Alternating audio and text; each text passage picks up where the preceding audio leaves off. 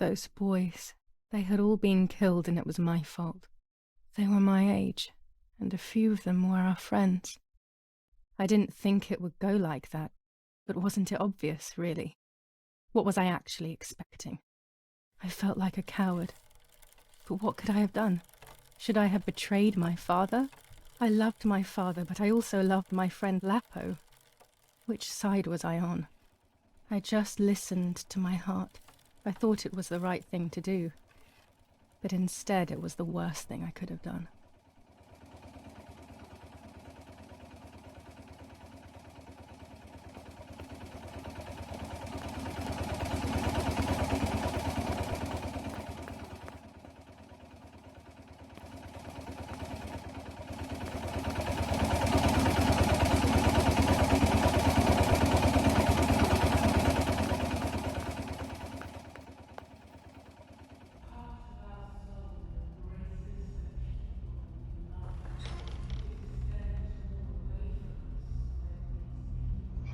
Once I crossed that threshold, I completely lost touch with reality. Everyone around me had died while I survived everything.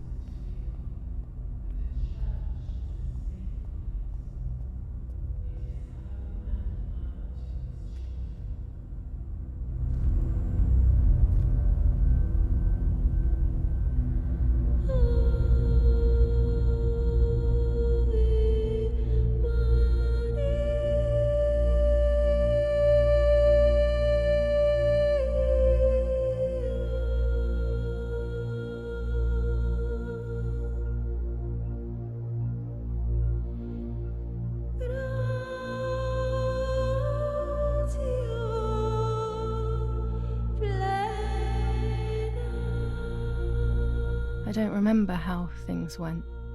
I just remember a big light and then photographs were being taken of me. There was a man dressed in white, a doctor, I presume.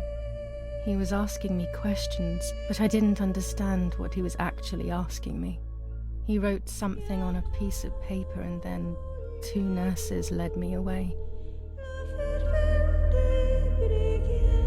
I was in the mental asylum.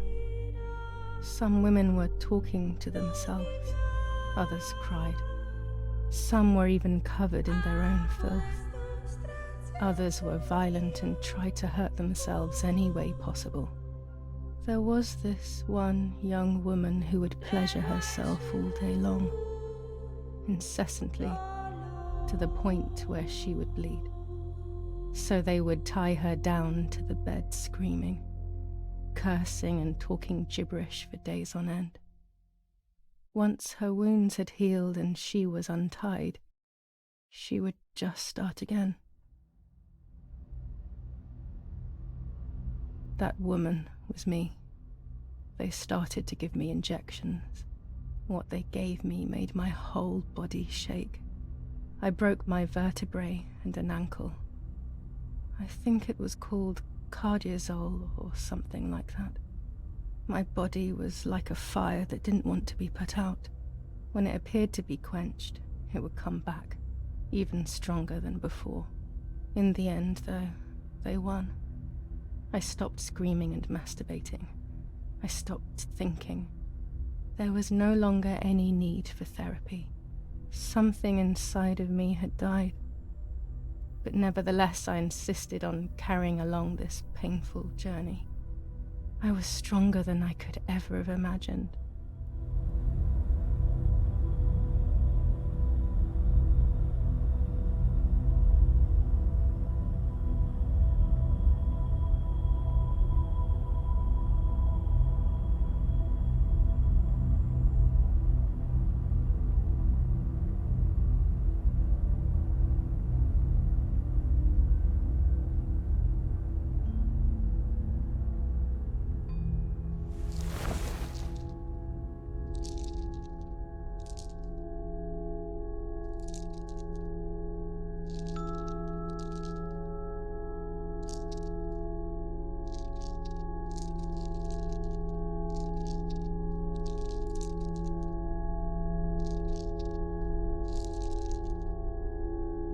Who are you?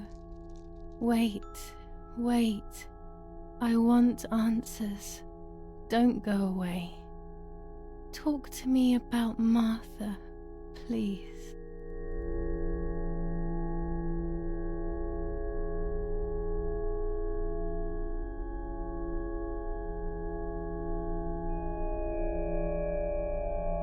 Martha is dead. I killed her to take possession of her life. I will never find peace for what I have done. I feared that would be the case. And what about Mummy?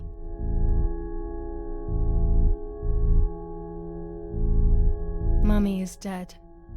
Nobody knows that better than I do, unfortunately. It's useless to try and deceive ourselves. Did I do what I think I've done?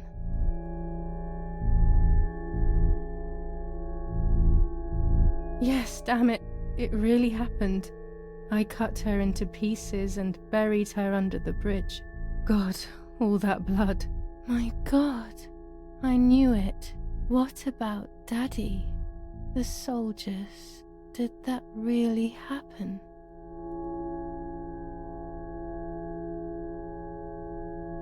It happened. He was shot right in front of me. Fear, pain, shame. I can't remove it. I cannot relive it either. Unfortunately, I knew that already. What about Nanny?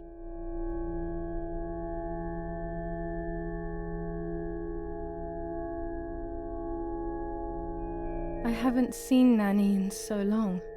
I don't know what could have happened to her.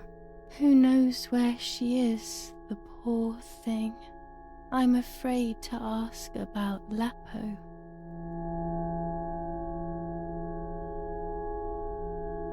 Lapo is dead. He was blown up by a landmine. He got into trouble and paid with his life. My dear friend. Poor boy. Just as I remembered, unfortunately. One last question. The pregnancy? Martha was pregnant. Her deformed baby died with her. Maybe she was in pain. That's enough now. All of these questions are pointless, aren't they? It's all inside of us. We just need to turn the mirror. Is it not all just the reflection of an unknowable existence? Nothing more than a puppet show.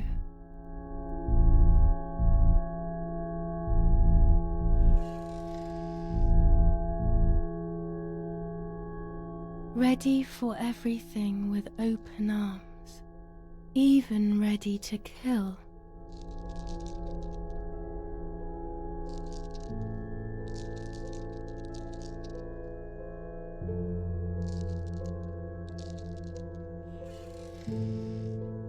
Legs always ready to run.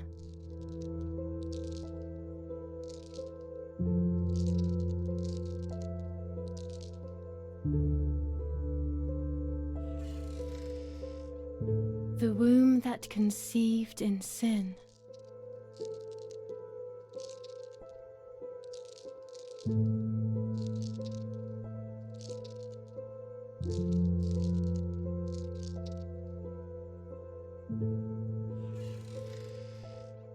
Lastly, the mind.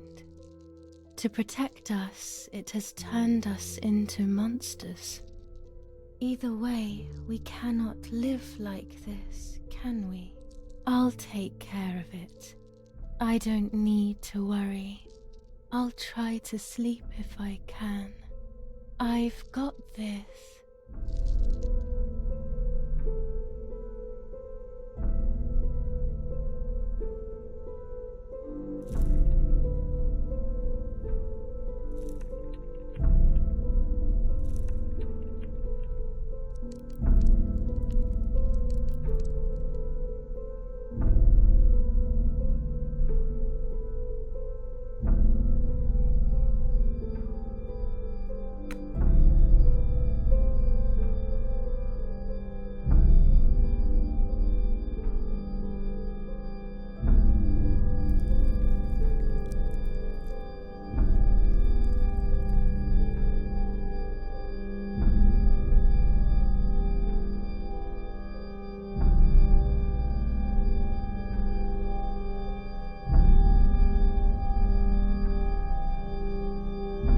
On the 26th of July, San Casciano was bombed and the church was destroyed.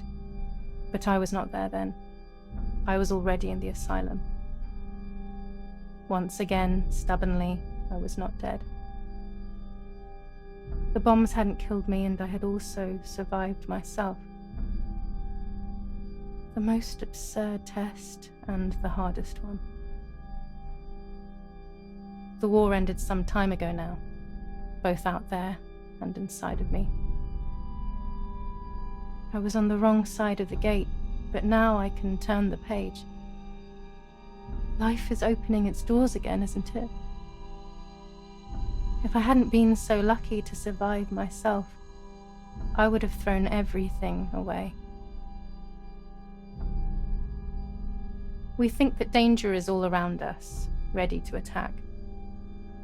But the most devious and misleading dangers are the ones that are inside of us. They grow without us realizing.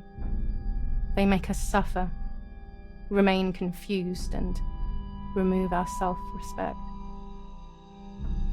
I would have wanted to ask for help, but I was alone. This is my story. Thank you for being here, for listening to me. Now I'm ready to leave.